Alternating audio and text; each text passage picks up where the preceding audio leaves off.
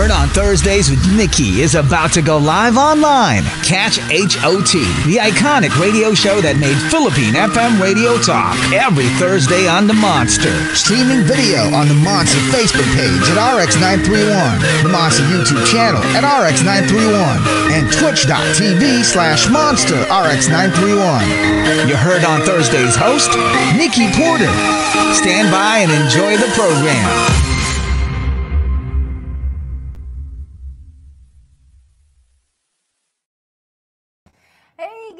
Monsters, welcome to the show that made Philippine FM radio talk that's heard on Thursdays here on Manila's hottest Monster RX93.1. I'm your host, Nikki Porter.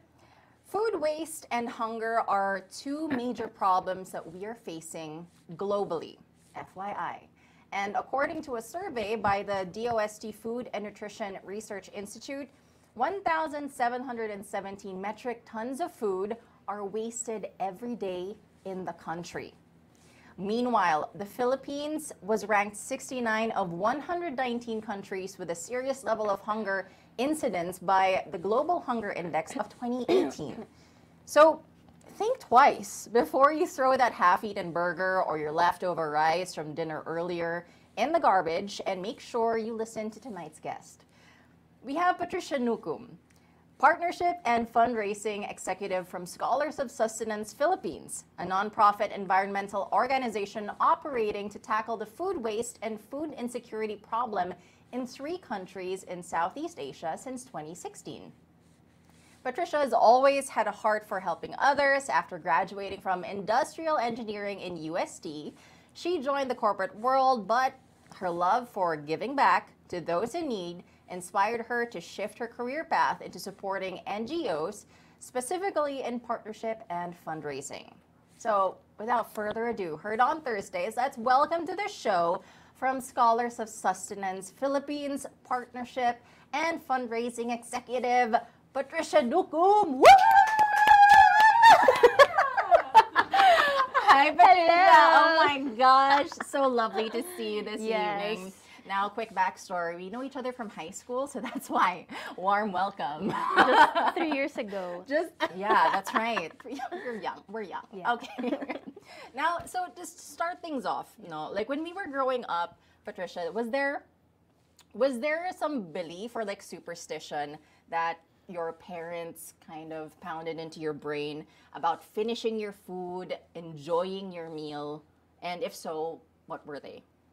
Yes, definitely. I mean, not just from my parents, like I think any adult I was eating with. So, like even just a small part of the rice that's still on my plate. Like the rice grain, yun yung pupulutin mo daw sa impyerno. Yes. Or they would say, I mean, it's true naman, pero like a lot of people are hungry in this type of country, or so things like that. I think it's the type of culture that was instilled to us as children. Yeah, because I mean, it's all yes, they meant well, but they just scared us also into forcing us to eat our food. But also that's something that we also learn and try to instill even as adults now, because sometimes we earn money or we enjoy our food, or we're like, okay, we're not as hungry anymore. We don't think twice about like, I'll probably toss this since I'm done with it. But really, there are people in need of food. Like, this doesn't discount the fact that there are people in need of food, and there are ways that we can actually help. So before we talk about Scholars of Sustenance, industrial engineering. Now, I know you come from a family of doctors. Now, where did industrial engineering come in for you? Well, it's quite a long story, so to shorten it. Yeah. I mean, it's a very dynamic course. Like, I guess when I was in college, I didn't want to get boxed up in just one career like path. In medicine. Yeah. So I think I chose that because I know there's like different types of path that I can go into after college. And I mean, who would have thought I would be in the nonprofit sector? So yeah. Well, in terms of like industrial engineering though, was there a specific end goal for you? Like, there were different pathways, but was there one that like stood out the most for you? I think manufacturing. Okay. So Like in terms of food, in terms of like what specific commodity? more of logistics actually. I wanted Okay. to work in the like the aviation industry, Oh, but that's not so as a cool. pilot. Like cargo kind of No, like more of like the I forgot what they're called, but the one on the tower. air controller, Yeah, there you aircraft go. controller. Yeah, something like that. Okay. Oh, that's interesting. I didn't know you could do that in Yeah, industrial yeah. engineering. Well, I guess now it did still wind up for you helping people. You know, Yeah. you still kind of guide people, I guess, Yeah. in your career now. So, how long have you been working for Scholars of Sustenance? Were you working in a corporate environment prior? So before Scholars of Sustenance, I was working for another NGO I see. for almost 3 years. Okay. And then before that, with a corporate company. So I think I did my trial in the corporate world, and I knew it wasn't just, it's really not for me. So I tried to go into the NGO sector, and I enjoyed it. So that's one of the things also, like, I want to advocate as an NGO worker. Like, you can still have that same level of like professionalism in the in the corporate world. So, and I think, yeah, I'm able to apply what I've learned in industrial engineering in That's the great. NGO. Yeah. Yeah, and so okay, so you worked in corporate. You said you prefer NGOs now, working Yeah. for NGOs now. Why, like, what is it about working in NGOs that kind of like drove you into wanting to pursue that path instead? I think it's more of having like a mission. Okay, like a So purpose. yeah, purpose. So I think that's one of the things that personal personal journey. So it's not the same for everyone, but like Right. for me, I felt that everything was like a cycle before. So at least when I started working in the NGO, like, okay, at least at the end of the day, I feel like I've helped someone. Yeah, Yeah. that's true. Like help at least one person. I think that would Yes. that could like make a difference in your day as well as in Yeah. someone else's day too. Now, there are plenty of nonprofits in the Philippines, especially ones that accept food donations. We do food drives, or what do you call those? Like fund drives or something Yeah. like in high school, right? Donation drives. Donation drives. There Book we go. drive. There we go. So for Scholars of Sustenance, though, what Yeah. sets you apart from similar nonprofit environmental orgs? Okay, so so I'll just refer to Scholars of Sustenance as SOS. SOS. Okay, It's quite let's do that. yeah. So SOS Food Rescue. Okay. So in SOS, it's really different from the normal environmental organizations, because some they tackle more about the biodiversity or like Nature conservation. Yes. So in SOS, what we focus on is more of the emissions of the food waste that Okay, end up gotcha. in landfills. So how we address that is that we collect the potential food waste. So it's not yet the food waste. So we don't want them to end up in landfills. So I think that's what sets us apart. So that's really our mission, is to, save the food. Yeah, and like repurpose what was like supposed to be going to landfills that aren't waste per se, Yes. but and instead give it to people who are actually in need, because Yeah. it's still useful. It's not spoiled yet. Yeah. It's not rancid food that you're serving. So it's good that you Exactly. actually cleared up, because it mentioned, or SOS, they mentioned like you're trying to prevent food waste from ending up in landfills, but food waste isn't what they're serving in Yes. SOS.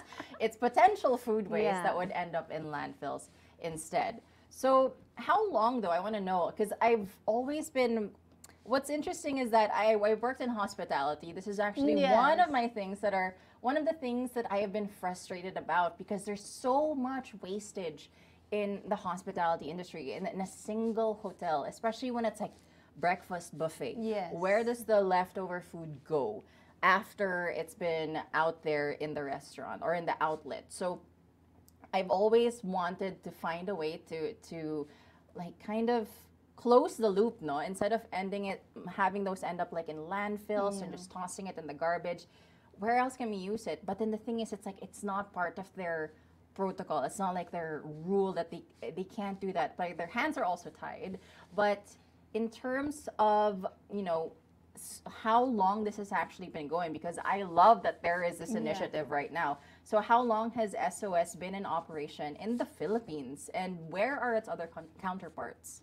So in the Philippines, SOS started just last year, actually. No way! Yeah, Wow, okay. last October. Wow, Yeah. that's so cool. Yeah, but like one of our employees, so he founded another foundation that is called the Food Rescue Philippines, which has been here since 2015. I see. So okay. actually, Food Rescue has been here many years ago, but I guess now it's us, you know, working together to make a bigger impact.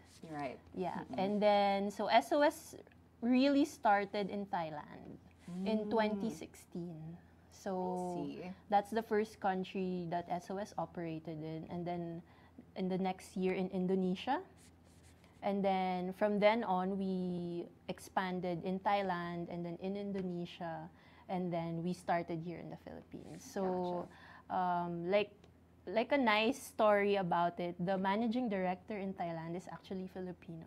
I see. So that's one of the reasons why he also thought about expanding here in the Philippines. So. I love that. And it's very much needed also. Exactly. Yeah. We have a huge hospitality industry here.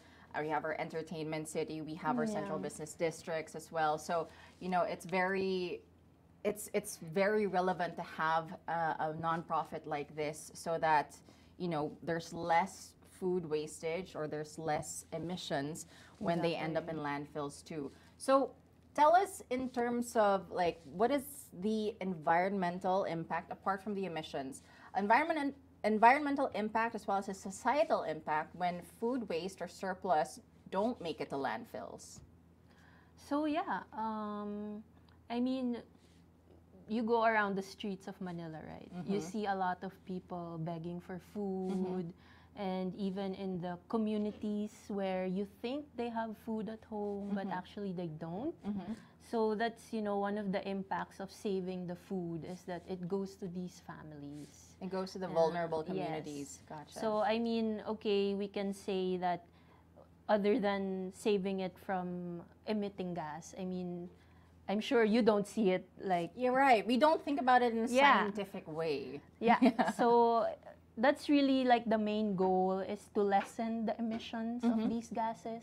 But at the same time, it's really, you know, feeding those who are really in need. And there's a lot, as in a lot.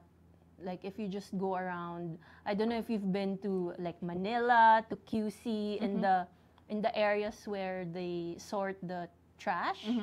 You know, I don't know if you're familiar with the food that they recycle just so that they can eat. So I think that's one of the impact, like instead of seeing them dig for the food in the landfills, like why don't we give it to them safely? It's feeding them also with like dignity, no? Yes, because exactly. it's giving them, you know, proper food, proper nutrition, and, you know, actually acknowledging them as human beings who have basic needs as well that we can actually provide, that SOS is willing to provide also. So now let's do with the let's talk about like the establishments who are, you know, tied with SOS.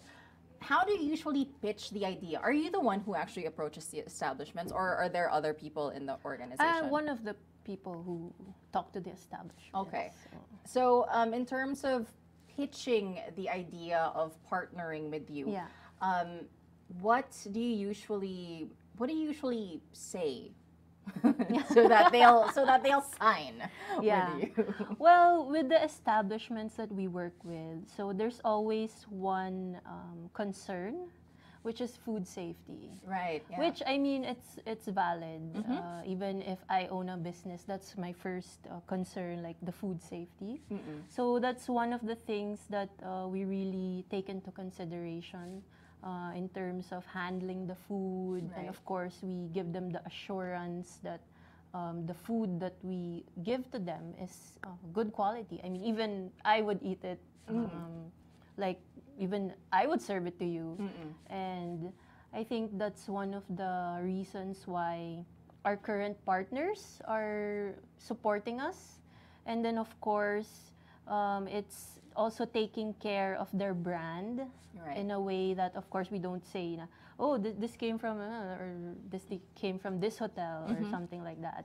So it's also taking care of them as our partners. And I think also, giving them the impact of the food that they donate. Because I think, correct me if I'm wrong, like in the hospitality industry, like there are protocols, like you can't take home food, Right, you can't.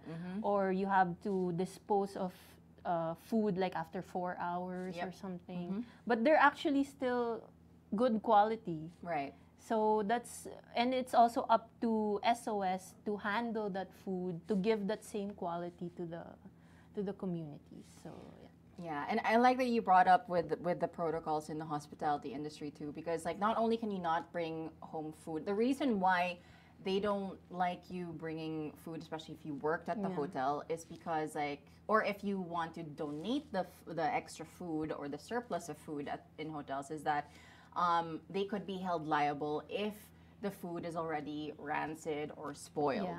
So that they're trying to avoid accountability in that part. At least personally, that's how I understood why they wouldn't let us do that. We want to bring our home food, etc., etc.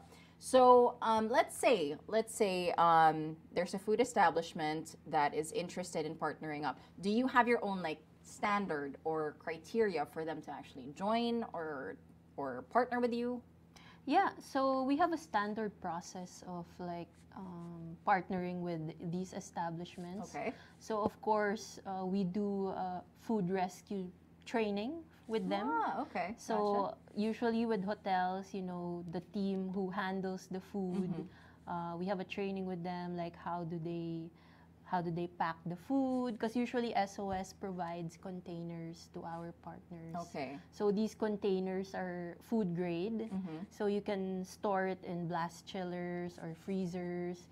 And at the same time, like the crates that we use, so we try to be as sustainable as possible. So these are actually upcycled plastic, like from the sachets. Okay. Yeah. So yeah, before we actually start like a food rescue operation with a partner, we have a training with them.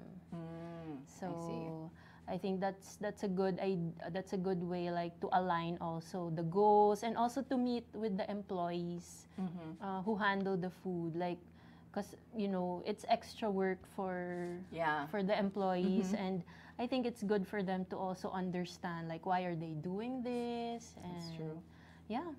So yeah. And it's a wonderful initiative also, and if they can also see the impact that it's doing in the community that they're actually serving with the food surplus that they have, and I think it would make a difference, and I think that would be a little bit more motivating for them to continue. Yeah. So let's say a food establishment, manufacturer, etc. They they meet your criteria.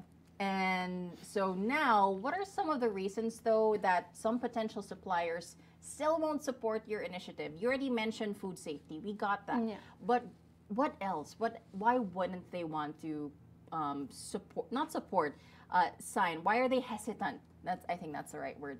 Why would they be hesitant to support or partner with SOS? I think sometimes it's really with probably their policies. Like, I mean, it's easier said than done to donate food, but I think sometimes people are just tied in their their policy. But I mean, so far since 2016, we didn't get any food poisoning. We didn't get any complaints.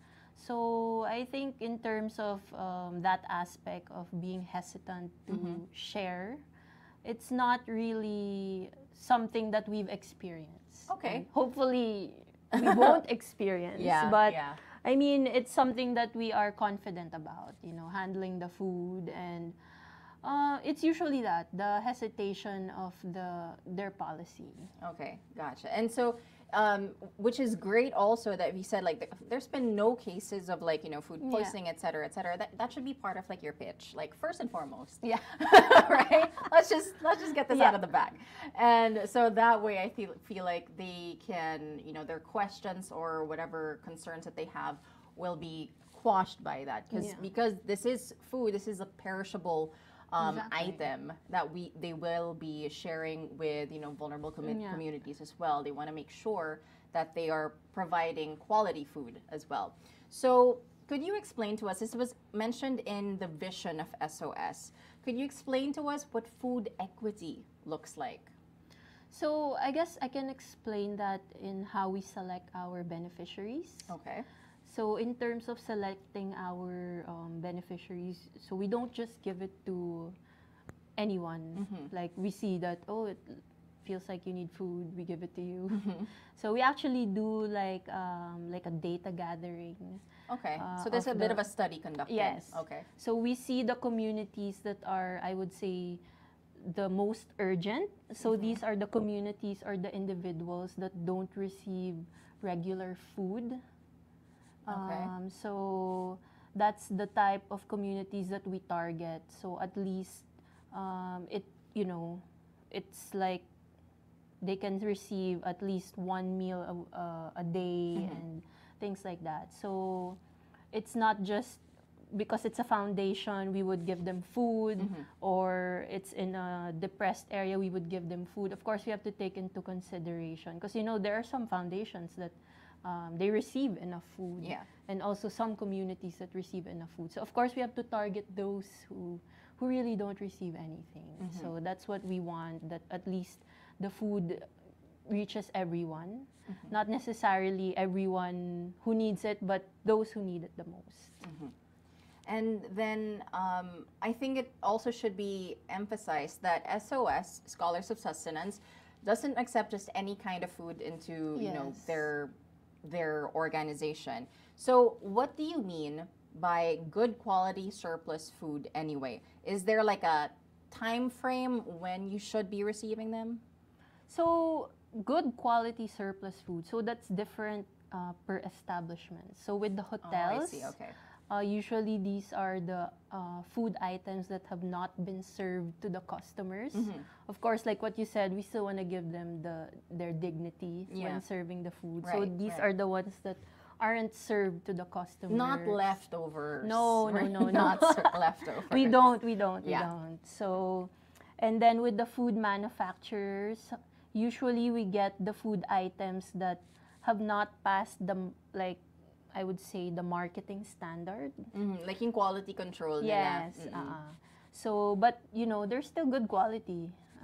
It's just that when you see it on the shelf, you wouldn't buy it. Right. So, you know, even those canned goods with the torn with the branding or what. So those are the types that we want to collect because sometimes it just stays in the warehouse and then before you know it, it's expired and you know they have to throw it away. And then also we get food that are near expiry. So like as little as 3 days or 1 week, because what we do is that we give them to the communities right away. So we're not the typical food bank that stores food items. Okay. So ideally we want to give the food that we collect within the day. Food that you collect within the day and then like dispatch or distribute it like this at the soonest possible time. At the end of the day. At the end of the day also. Yes. Okay. I love that. Yeah. So like there's no wait time at all. And I like that you mentioned like near expiry because of course like when you hear near expiry, if you're a food establishment and you're talking about like, you know, partnering with you, why would you want my near expiry items? So do you also label quick like put big labels or something or emphasize to whoever's going to receive these near expiry items that this will be this is best before like 3 days time?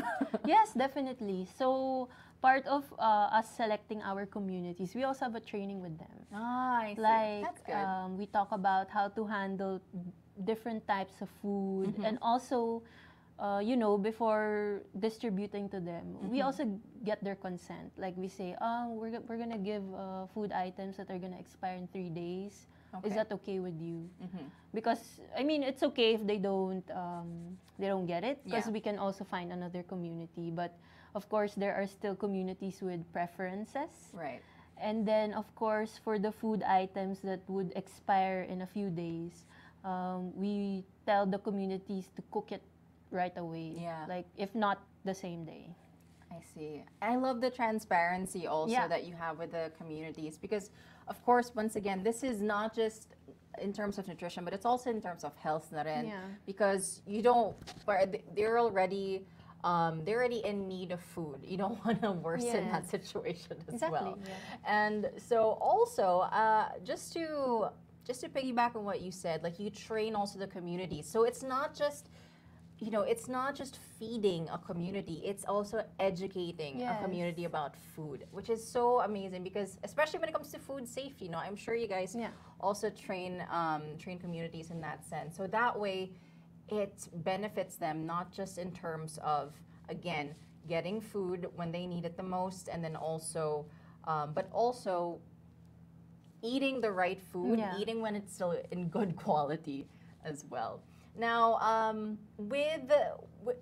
when you finally have like the food surplus with SOS, how do you then distribute it to like the vulnerable communities? Like, do you have different locations like in different cities, like warehouses, or what does it look like actually?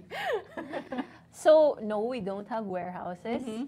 We have one office. Okay. And so far, we have one truck. So Ah, our I truck see. is a refrigerated truck.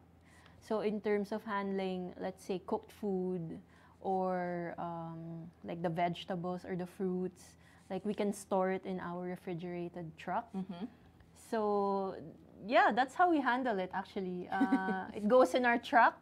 And then, we schedule like a route for the day. And then we see, for example, for one day, we have pickups in 3 establishments. And then at the end of the day, we distribute it to 2 or 3 communities.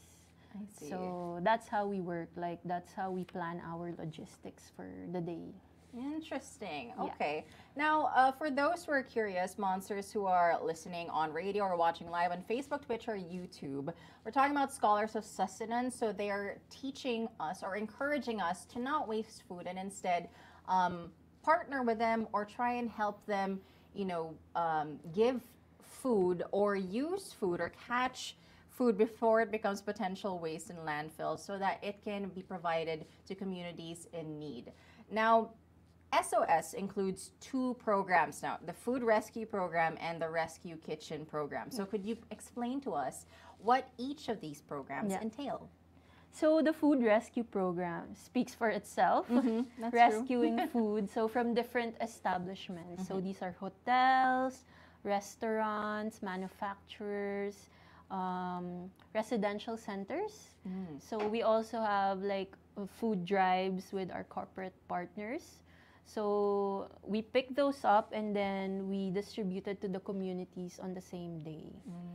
And then our rescue kitchen program is like a volunteer-based activity. Okay. So this is where people get together to prepare meals. And what's fun about this is that we use rescued ingredients to make the meals.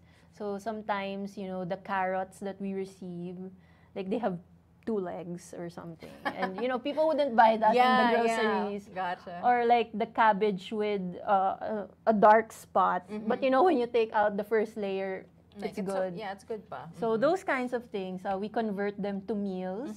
And then it's really like an activity. So like you prepare the food, you cook it, you pack it, and then you distribute it. So that's the rescue kitchen program. So it's more hands-on, and that's Yes. where you would require like volunteers Yes, to actually come definitely. help out. Okay, gotcha.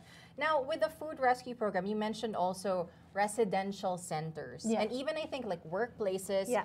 you can have partnerships with. So how does that actually work? Because I mean, residential centers, does that mean so that there's only one place for residences to actually give their food?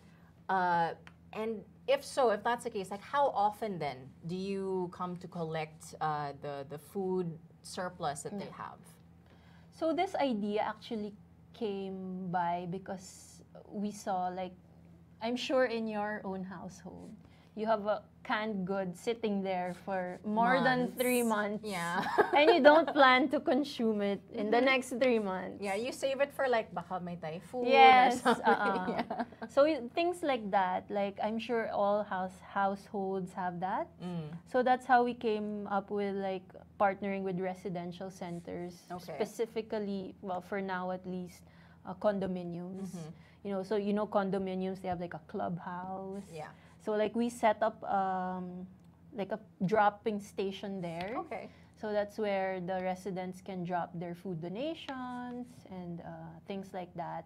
And it's the same with the corporate food drive. So we partner with our corporate partners. And then some of our corporate partners actually make it, like they gamify it. Like, so it's more like there's more incentive. Yeah, just to make it fun. Yeah. I mean, you know, more than just dropping food items on a basket. Right. So yeah, and then the collection usually depends with the partner. So usually it's once a month or sometimes quarterly. So it depends on the partner. Like they would be able to see the volume. Gotcha. Now, in terms of like the food that you can drop off, though, it's not just canned goods. I mean, easy answer, Yes. not canned goods. So, Yeah. what other foods can qualify if they wanted to drop off food for the food rescue program? So with the residential and the corporate, since it's more like once a month pickup, so any ambient food products. Ambient food products. Please explain. So like pasta, the uncooked okay. pasta, Okay, gotcha. Uncooked pasta. rice, bread. I'm not sure if it would survive for. It would be like near expiry, I'm assuming. Or Okay. maybe, for example, for those types, they can drop it off like a day before the pickup date. But anything really, like instant food.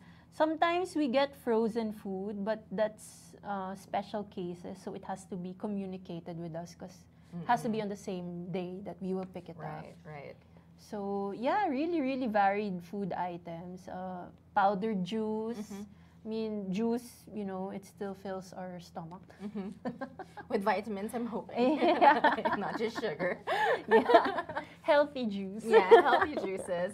Now, in terms of the rescue kitchen Yeah. program, so do you have to know what you have in stock first and then decide what kind of meals to make with it? Or is it the other way around na, what's this, you know what you want to make and then look for the food or the ingredients? So for a rescue kitchen program, we actually have like a scheduled activity every month. Okay. So what's fun about it is that you have to see a few days before, like what ingredients can we save.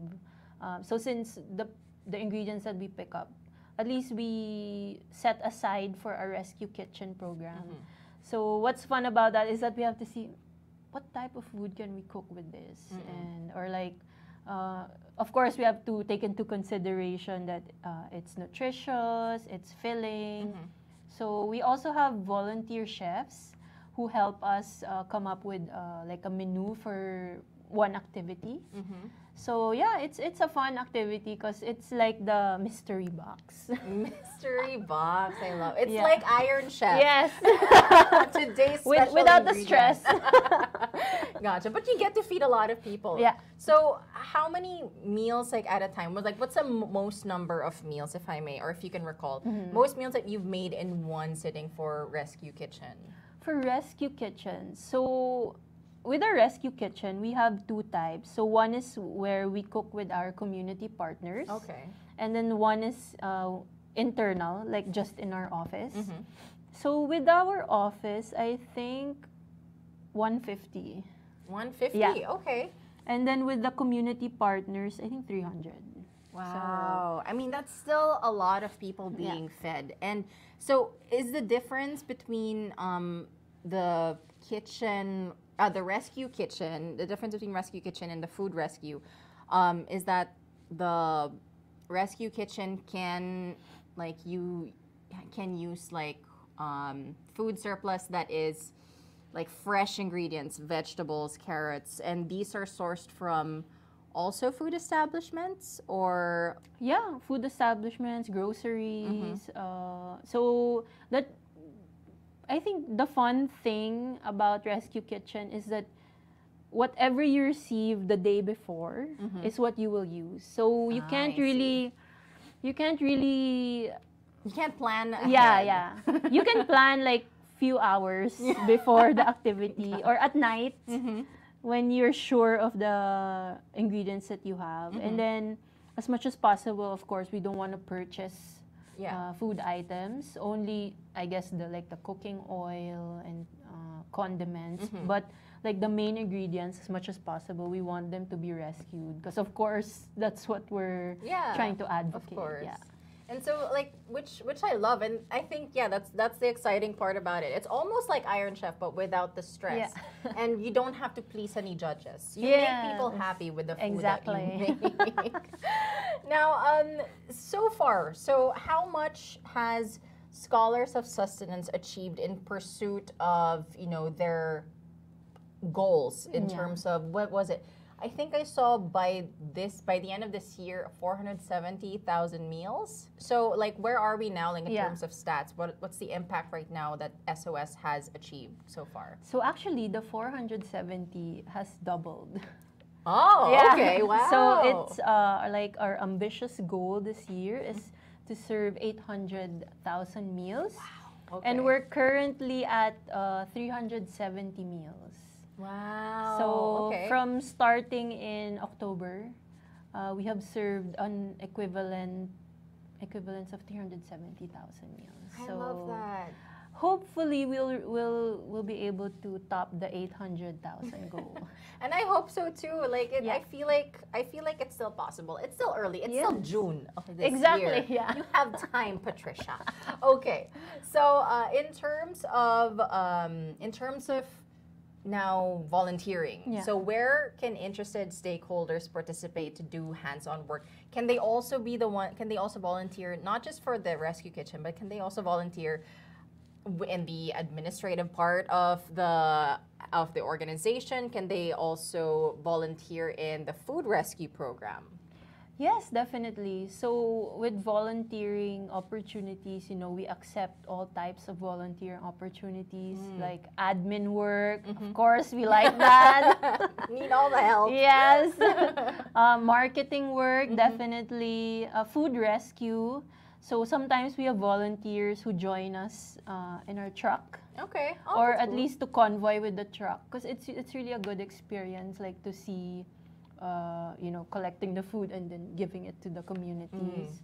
And yeah, of course, the rescue kitchen, like that's the heart of the volunteering program of SOS. It's so, I mean, it's really fun making, like, especially if it's like a communal meal. Like, it's so fun to, you know, see people like working towards a single goal in that sense, and also to make other people happy with the food that you make. So in terms of, when it comes to like the food rescue program, it's mentioned that you have to distribute food within 50 kilometers. Is there like a technical reason behind that? Is it because you only have the singular truck? Well, it's not because of the truck, but more of the food, like the safety of the food, of course. I think if it's, especially here in Manila, if it's more than 50 kilometers, I think that would take us until the night. It would take some time to get where it needs to go. So in 2025, though, 50 million meals. Is that for all three counterparts? Yes. Okay, I was like, 50 million for Philippines. Yes. I mean, it can't be possible. But of course, to make that possible, as a nonprofit, the success of your operations depend on the funding that you receive. So at the moment, let's say people want to support, they want to fund SOS. What are some things that you would invest the funding in so that it can push the mission further? Because I'm sure people would like to know, where will the money go? So of course, like the most obvious one is to fund another truck. I mean, it would be it would be good to have more than one truck here in the Philippines, which of course I'm positive that it will happen this year. And if there are people who want to, of course, support as an individual, they can support, you know, the food rescue by pledging number of meals to support, or the rescue kitchen. It can also be a sponsorship activity. So it's really dependent on the number of meals they want to pledge. And of course, you know, resources, for example, just purchasing food containers, you know, funding for that would really help us a lot. Gotcha. And I wanna go back to food rescue, just to clarify as well. How often do these pickups occur? And is food rescue, is it always you pick it up and you distribute it in the same day? So our food rescue happens 7 days a week. Every single day? Monday to Sunday, even on holidays. So what cities do you serve? Like all around Metro Manila? Yeah, Metro Manila plus Bulacan and Rizal area. So with the one truck that you have, what time does that pickup happen? And what time? I mean, that's our magic. Oh my God. Yeah, you know, this is the saying, if there's a will, there's a way. Yeah. So, oh my gosh. Yeah. That is a lot of mileage for that truck. No wonder you need another truck to get it done much quicker. But I mean, I guess that's something that, you know, Monsters can know as well, and like that's why the funding would be needed for Scholars of Sustenance, so that the food can arrive safely at the time that it's needed to the communities, and so that it can be distributed at the right time before, you know, it expires while it's still in good condition. Now, how is so let's say that there are Monsters interested. You know what, I want to be a part of this organization. How is the funding set up? Is there a minimum deposit for you to be a part, for you to donate to SOS? There's no minimum, actually. You know, I mean, that's the beauty of fundraising. Like, as an individual, of course, we want everyone to be able to give, and we don't want to give an amount because we don't know the capacity of each one. Right. Someone could be donating, let's say, 100 pesos, and he only has 500 pesos. So, you know, that's a big deal already. So, we don't want to put like a minimum amount of donation. Like, any amount really would, you know, like contribute to the impact of reaching 800 meals, 800,000 meals this year. So, I think, and I love that because it makes it more inclusive for you to be able to donate, to do your part, and, you know, share your part also to make an impact with SOS. Now, is there a possibility, or is there a plan to even expand Scholars of Sustenance? You already have Indonesia, you have Thailand, you have Philippines now.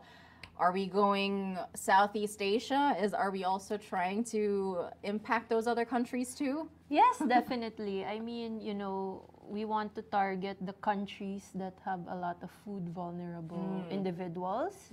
Okay. And I think it's in the plans to expand. You know, even in the Philippines, we have plans of expanding. So I guess your viewers just have to watch out where we are expanding. Yeah, which is great also. And that would help also your initiative of, what was it, 50 million meals by 2025. We will need help for that, for sure. Now, if Monsters do want to help, we are nearing the end of the show. Yeah. So how else can they find out about Scholars of Sustenance to support the cause? What's the website, the socials that they can reach out? So in social media, we're very active in Facebook, Instagram, LinkedIn, and even TikTok. Wow, really? Yes, Oh my gosh. we're targeting all the all generations. Yeah. So and all sectors, even LinkedIn. So we have one username across all the social media accounts, which is SOSPH Food Rescue.